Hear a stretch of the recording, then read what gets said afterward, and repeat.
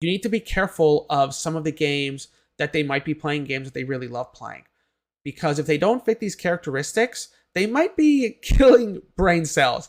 Hello, homeschool parents. Welcome to this video, which is all about how to make your kids smarter by playing video games. I did add a bit of a clickbaity title with that 10x. You're not going to turn your kid to like 1,000 IQ. That's not even possible. But you will definitely increase their intelligence. In fact, there was a 2022 study done in Sweden to show that playing video games can actually increase your intelligence. And I would argue playing the right video games can increase your intelligence. Playing the wrong video games can actually decrease it. So let's get into it. Let's go through what 5 characteristics you should look out for as a parent for games that will help boost your kids' intelligence. And then you can just reverse it and say if they don't have these 5 characteristics, or at least 4 out of 5 of them, it might not be the best game. The first quality you want to look out for is, can they lose the game? If the game cannot be lost and is very, very easy, this is the first indication that this game is not helping them think. If you just walk through the level, no problems at all, you're just always winning, always clicking, always winning, then there might be something wrong.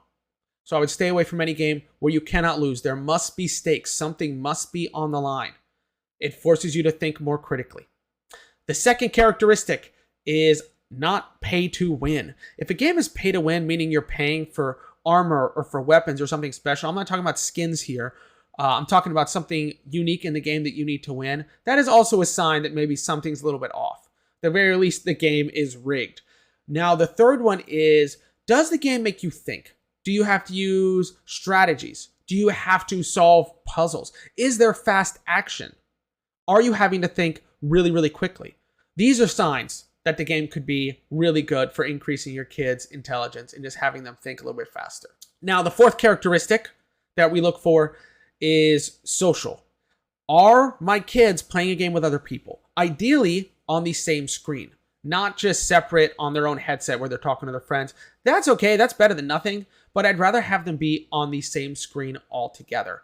So Nintendo Switch does this really, really well. So I really recommend Nintendo Switch. In fact, I'll go over a few Nintendo Switch games that we really like. The fifth characteristic of a really good game is that it's also educational.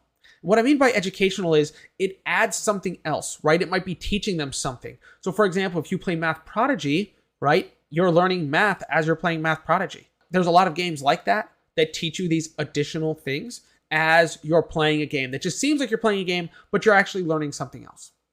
So I'll give you 2 examples of my ideal games and break down how they match these characteristics. The first game is Civilization, where there are tons of different versions of Civilization, not just on Earth, but they also go to Mars. I recommend staying to the one on Earth because of the educational content, where you get to choose a different civilization to be, and you'll learn about their history, you'll learn about the wonders of the world. The advisors for that civilization will be famous people from that civilization. So there's a lot to learn in the game education-wise. It's all strategic, definitely not pay to win. You can absolutely lose. In fact, you are most likely going to lose if you're playing at a difficult setting. It's very social as well. You can play online with friends. You can also play on the same computer with friends. So it's kind of up to you how you want to handle that. My kids are a little young for Civilization, but maybe in a year or 2, my oldest might be able to play and really start understanding what's going on. You're basically building up a civilization from scratch, from the ground up. So you're starting as settlers, and you'll go all the way to the space age, where you have to win through commerce, win through technology, win through diplomacy, win through war. So there's all these different scenarios that you can win through. So that's why it's such a complicated game. There's a lot going on. Another ideal game that I really like is Northgard. Northgard is similar to Warcraft 3 or StarCraft. These games that are kind of like Civilization, but on a much smaller scale, where instead of playing for the entire world, you're just playing for a small region. You're controlling a town. You have a town hall, and you build barracks and you build houses so you can have more people. And there's all this stuff going on in the game that you have to figure out and learn as you play. And you're essentially managing a small city that you grow, and then you're going to have to fight other small cities. So you're competing with them for resources, and because you want those resources, you're naturally going to have to fight and try to get them from these enemies. It is an online game as well. You can play with friends. I've played this with my son. It's really, really fun. And additionally, you learn all about Norse mythology, which is great. It does a really good job, especially the story mode. I absolutely love it. It's super fun. So I highly recommend Northgard as well.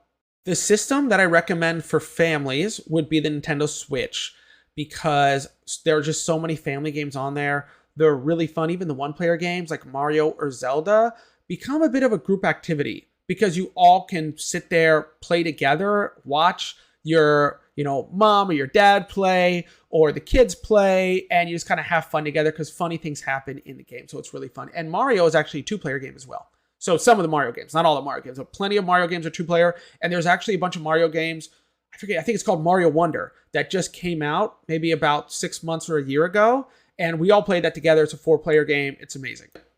Another game I recommend is Immortals Phoenix Rising. My son loves the Percy Jackson books. And when he started reading Percy Jackson, I realized, there's this game that I used to play that is all about Greek mythology. So he learned all about Greek mythology from Percy Jackson. And then he learned even more through Immortals Phoenix Rising. He got to interact with an ancient Greek world and got to basically battle on there and have fun and get helped by the gods and stuff. It was really, really cool. Other games I recommend, Super Smash Brothers. Some of the best times of my life were just playing Smash Brothers in 5th grade at my friend's house. We're on the 3rd version of it now. It's complete pandemonium, but kids love it. My son's friends come over and they all play together, so it's just a good time. There's also lots of classic games that you can get on Switch. So if you are like me and you started playing Nintendo or Super Nintendo or these older games or even Atari games on there, you can get games like that on there and still play together.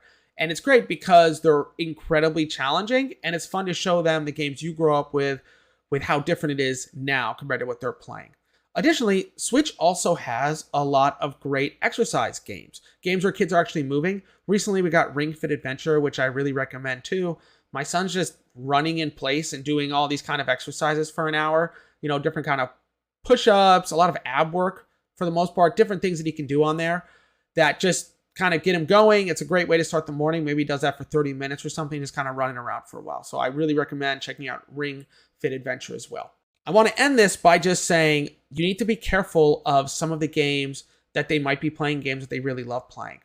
Because if they don't fit these characteristics, they might be killing brain cells. They're honestly just sitting there. It's like they're playing slot machines. They're just clicking, clicking, clicking on your phone or on the tablet or on the computer or whatever they're playing, and nothing's really actually happening. They're not thinking. So a really good example game of this is Roblox, where nothing is really happening in the game. There's certainly no thinking because you can't lose, you can't die.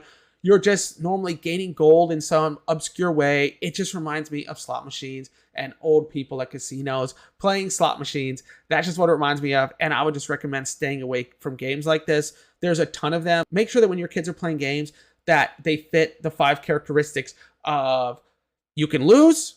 Ideally, it's not pay to win. They should think, whether strategically or through puzzles or maybe fast action. It should be social and ideally educational. If it fits those 5, you're golden. If it fits 4 out of 5, you're still pretty good.